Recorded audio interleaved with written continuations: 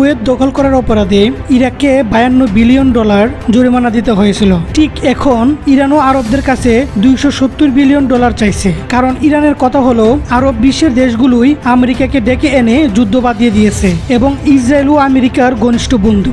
আর ইরানের দাবি এই যুদ্ধে তাদের $270 বিলিয়ন ক্ষতি হয়েছে, তাই এই টাকা তাদের দিতে হবে। যতক্ষণ না পর্যন্ত এই টাকা উত্তোলন করছে ততক্ষণ পর্যন্ত যুদ্ধবিরতি হবে না বলে দাবি করছে ইরান। যুদ্ধবিরতির আলোচনাকে সামনে রেখে ইরান নতুন এই দাবি তুলেছেন। ইরানের কথা হলো যেহেতু যুদ্ধে তাদের অনেক ক্ষতি হয়েছে তাই এই টাকা তুলতে হবে। এদিকে হরমুজ প্রণালীতে ট্যাক্স আরোপের মাধ্যমে, অপরদিকে ধনী আরব দেশগুলোর কাছ থেকে ক্ষতিপূরণের মাধ্যমে। কারণ ইরান মনে করে এই যুদ্ধের জন্য তারাই দায়ী, তারাই চুপচাপ সাহায্য করে গেছেন। তাদের এই অবহেলিত শাসনের কারণে পুরো পৃথিবীর অর্থনীতি ও মানুষের ভোগান্তির শিকার হচ্ছে এবং ইরানের সাধারণ নাবালিকরা নিহত হয়েছে। যুদ্ধ ভালো কিছু বয়ে নিয়ে আসে না। এদিকে পাকিস্তান আজ সফলভাবে হাইপারসোনিক গতির স্ম্যাশ নামক অ্যান্টিশিপ ব্যালিস্টিক মিসাইল পরীক্ষা সম্পন্ন করেছে। এই ক্ষেপণাস্ত্রটি শব্দের চেয়েও প্রায় 8 গুণ বেশি গতিতে লক্ষ্যবস্তুর দিকে দিয়ে যায়। এর অতি উচ্চ গতির কারণে শত্রুপক্ষের রাডার বা আধুনিক প্রতিরক্ষার ব্যবস্থা পক্ষে একে শনাক্ত করা